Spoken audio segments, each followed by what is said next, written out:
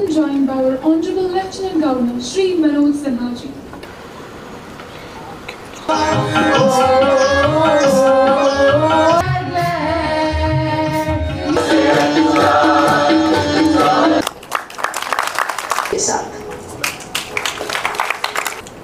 श्रद्धेय बापू के मार्ग पर ही चलने वाले उनके सच्चे अनुयायी भारत के पूर्व प्रधानमंत्री स्वर्गीय लाल बहादुर शास्त्री जी की भी आज जन्म जयंती है। इस अवसर पर मैं उन्हें भी नमन करता हूं। विभिन्न प्रतिस्पर्धाओं कंपटीशन के टॉपर स्टूडेंट्स को मैं हृदय की गहराइयों से बहुत बहुत बधाई देता हूं और उनके उज्जवल भविष्य की कामना करता हूं कि कश्मीर घाटी के सभी स्कूलों में किसी न किसी water body, public park, heritage site को इस पूरे पिछले दिनों में अडॉप्ट किया और महीने में 2 बार उन स्थानों पर स्वच्छता अभियान का कार्यक्रम चलाया। मैं इस इनोवेटिव पहल के लिए school education department, higher education department, सभी टीचर्स और स्टूडेंट्स की विशेष रूप से सराहना करता हूं और उनको हृदय से साधुवाद देता हूं। आज का यह आयोजन 1 सितंबर से 15 सितंबर तक चलने वाले स्वच्छता पखवाड़ा और 16 सितंबर से 30 सितंबर तक चलने वाले स्वच्छता ही सेवा अभियान का समापन समारोह है और इसलिए मैं मानता हूं कि यह कार्यक्रम बापू के जीवन कार्य, निष्काम सेवा, त्याग, प्रेम और सहिष्णुता की प्रेरणा के साथ जुड़ा हुआ है। बापू का सपना था एक नए और स्वस्थ भारत का उदय हो जो सारी दुनिया के लिए आशा की किरण बन सके। बापू का सपना आत्मनिर्भर, शांतिप्रिय भारत के निर्माण का था और सभी के लिए संपूर्ण स्वच्छता उनका सर्वोच्च संकल्प था।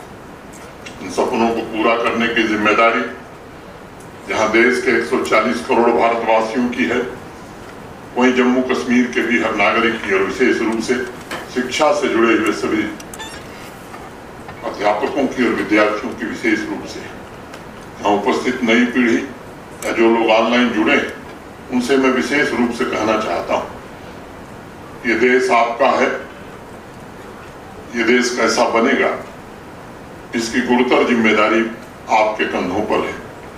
इसलिए मैं आग्रह करूंगा कि इस अभियान में आप सबका जो योगदान होगा, आप सबका जो दायित्व होगा, जिम्मेदारी होगी, वो सबसे अहम होगी।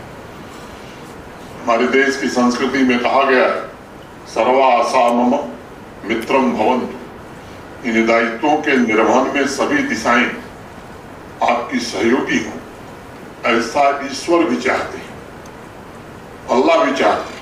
मित्रों, स्वच्छता राष्ट्रीय महत्व का कार्यक्रम है। स्वयं बापू कहते थे कि प्रत्येक व्यक्ति को अपना स्वयं का सफाई कर्मी बनना चाहिए और इसलिए मुझे लगता है कि स्वच्छता से जुड़े 2 अभियानों का आज समापन हुआ है, लेकिन यह काम कभी समाप्त नहीं होता है। ये कार्यक्रम वर्ष भर 365 दिन चलना चाहिए और यह सुनिश्चित करके ही हम सही मायने में बापू को श्रद्धांजलि दे सकते हैं कि आज यहाँ कश्मीर घाटी के विभिन्न स्कूलों से आए टीचर्स भी उपस्थित हैं। ऑनलाइन पूरे जम्मू और कश्मीर के सभी टीचर उपस्थित हैं। मैं आपको एक छोटा सा किस्सा सुनाना चाहूंगा। बापू एक आदर्श स्कूल था, उसके निरीक्षण के लिए गए। वहां टीचर से बातचीत की। बातचीत के दौरान टीचर्स ने बताया अपने संस्थान के बारे में, अपने स्कूल के बारे में, कैसी पढ़ाई हो रही है, क्या क्या पढ़ाया जा रहा है। बापू ने जो उनसे बातचीत में कहा कि यदि स्टूडेंट्स को साहित्यिक शिक्षा, वैज्ञानिक शिक्षा, गणित की शिक्षा देने के अलावा आप उन्हें रसोइयां माने कुकिंग और सफाई कर्मी नहीं बना सकते हैं तो ये शिक्षा पूर्ण शिक्षा नहीं होगी। 4 वर्षों में बापू के मूल्यों और आदर्शों पर चलते हुए अनेक नौजवान विद्यार्थियों ने हमारे टीचर्स ने, हमारे प्रिंसिपल्स ने, हमारे स्कूल और हायर एजुकेशन के ऑफिसर्स ने या विभिन्न विभागों के लोगों ने स्वच्छता को लेकर काफी संवेदनशीलता के साथ आदत में बदलाव, सरकारी दफ्तरों में कार्यनीति में परिवर्तन पर बल देने की कोशिश की है। अनेक ऐसे कार्यक्रम, चाहे वो बैक टू विलेज हो, माई टाउन माई प्राइड हो, ऐसे जन भागीदारी के कार्यक्रमों में भी शहरी और ग्रामीण क्षेत्रों में स्वच्छता के प्रति एक स्वस्थ कंपटीशन की भावना पैदा करने की भरपूर कोशिश की गई है। बापू स्वयं कहते थे कि जब तक आप अपने खुद के हाथों में झाड़ू और बाल्टी नहीं लेते हैं, तब तक आप अपने कस्बों और शहरों को कभी साफ नहीं कर सकते। उनका मानना था कि व्यक्तिगत स्वच्छता हम सभी करते हैं, लेकिन ये हमारी जिम्मेदारी है कि हम साथ में सार्वजनिक स्थानों की भी चिंता करें, और इसलिए स्वस्थ कंपटीशन के साथ समाज के सभी प्रतिष्ठित व्यक्तियों को और खास तौर से एजुकेशन के जो हमारे टीचर्स हैं, जो प्रकाश दे रहे हैं, उनसे मेरा निवेदन होगा कि आपको आगे आकर सार्वजनिक स्थानों की सफाई के लिए निश्चित रूप से पहल करनी चाहिए।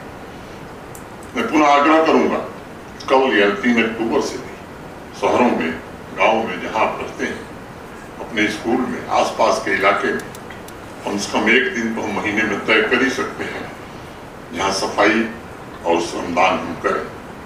जन आंदोलन की तरह कुछ चिन्हित स्थानों को सुंदर बनाने में हमारे विद्यालयों का, महाविद्यालयों का, स्कूल का, कॉलेज का क्या योगदान हो सकता है, हमारे स्टूडेंट्स और टीचर्स मिलकर के कैसे इनोवेटिव आइडियाज के साथ इस काम को क्रियान्वित कर सकते हैं, इस पर निश्चित रूप से आप सोचिए।